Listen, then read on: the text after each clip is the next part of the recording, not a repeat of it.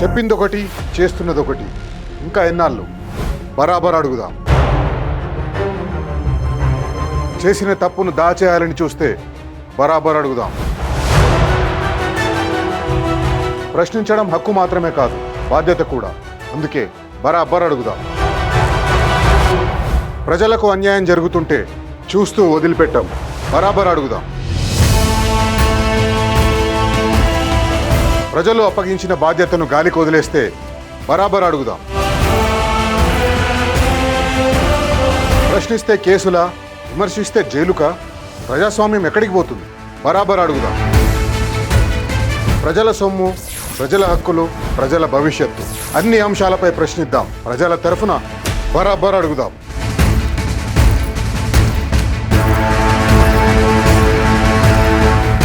సోమవారం నుంచి శుక్రవారం వరకు సాయంత్రం 7 గంటలకు బరాబర్ అడుగుదాం.